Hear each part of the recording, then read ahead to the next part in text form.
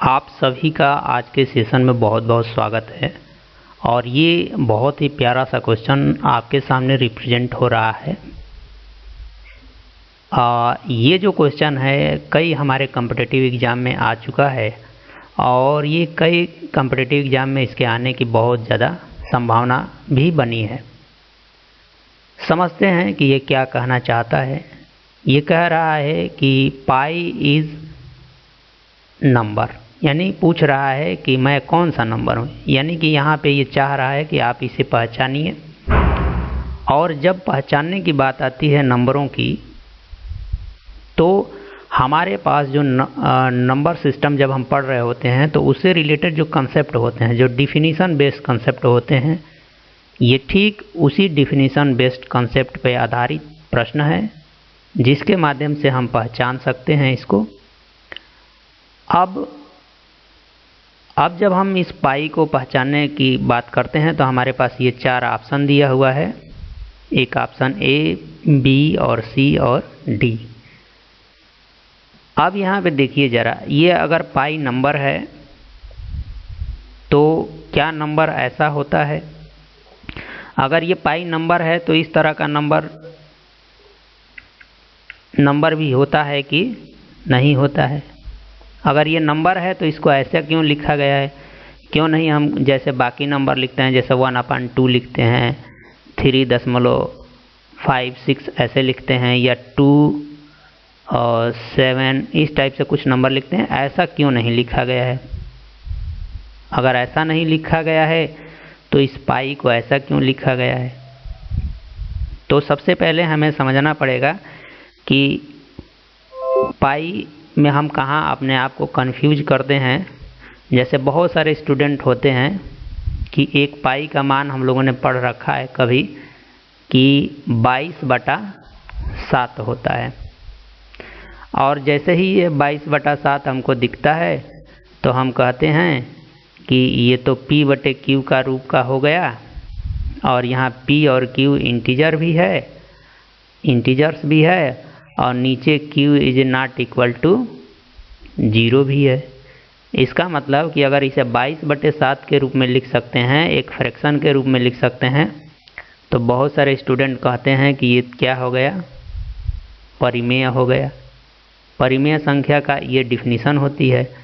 और अगर परिमेय है तो ऑप्शन में जाइए तो आपको और भी शब्द मिल रहे हैं।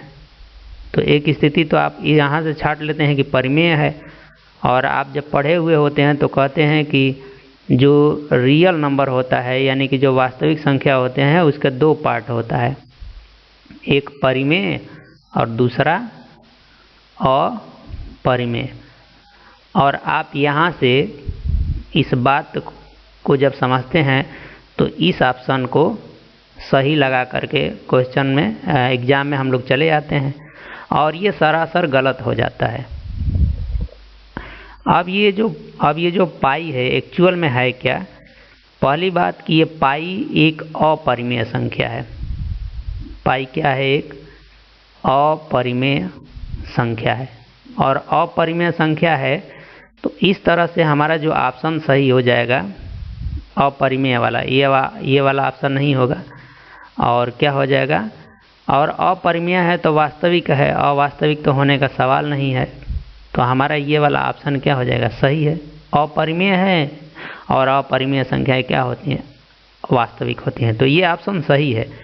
लेकिन यहाँ पे हमारा जो कन्फ्यूजन क्या है कि एक बार तो हम कहते हैं कि पाई का जो वैल्यू है वो 22/7 है, तो इस तरह का नंबर परिमेय हो जाता है। एक और वैल्यू हम लोग पढ़ते हैं 3.14। पाई का मान क्या पढ़ते हैं? 3.14।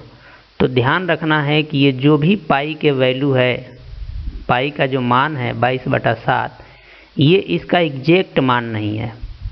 ये सब इसका एग्जैक्ट वैल्यू नहीं है। अगर जैसे पाई का मान 22/7 भी इसका एग्जैक्ट मान नहीं है, 3.14 भी इसका एग्जैक्ट मान नहीं है।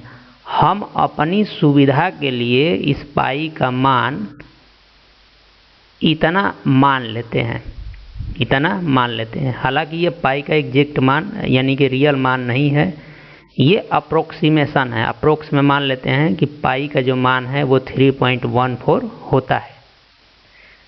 तो पाई का एक्चुअल में ये मान नहीं होता है। जब ये मान नहीं होता है तो क्या होता है, ये पाई, चूँकि पाई ये जो लिया गया है एक सर्किल होता है, उस सर्किल से आया हुआ है, और सर्किल में आपने पढ़ा है कि एक डायामीटर होता है, और ये जो इसकी बाहर जो बाउंड्री होती है इसको आप सर्कमफ्रेंस कहते हैं, और इस डायामीटर को यदि डी से आप डिनोट करते हैं तो पाई जो हमारा, ये जो पाई हम लोग ने माना है एक नंबर को, कैसा नंबर है, तो circumference is divided by diameter.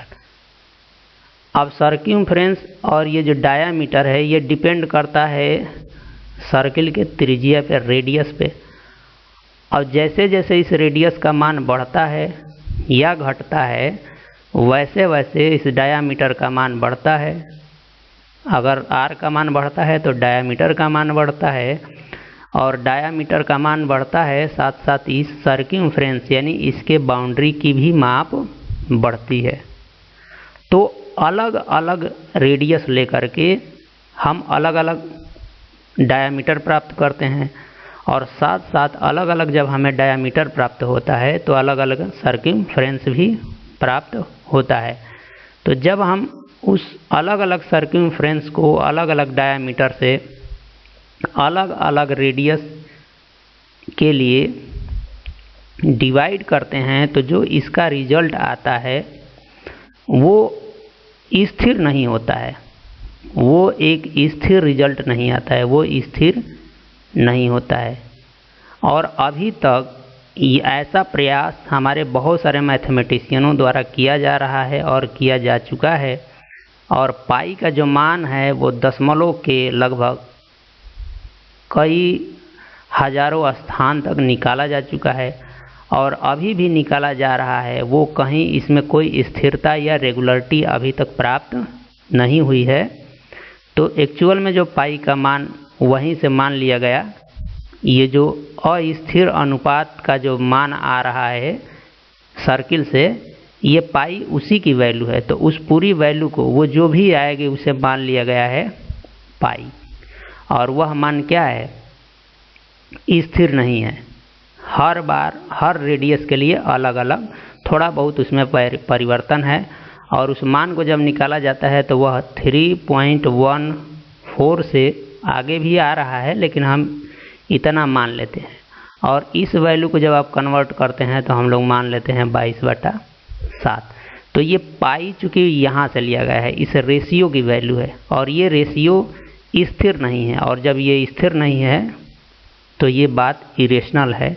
इसलिए यहाँ पे पाई क्या हो जाता है, एक अपरिमेय संख्या हो जाती है, और इस तरह से हमारा ये वाला ऑप्शन क्या हो जाता है, सही। तो पाई क्या है, एक अपरिमेय एवं वास्तविक संख्या।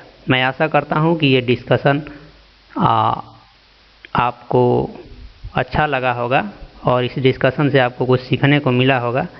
मिलेंगे हम आपसे अगले सेशन में, और मेरे साथ अब तक बने रहने के लिए आप सभी को बहुत बहुत धन्यवाद।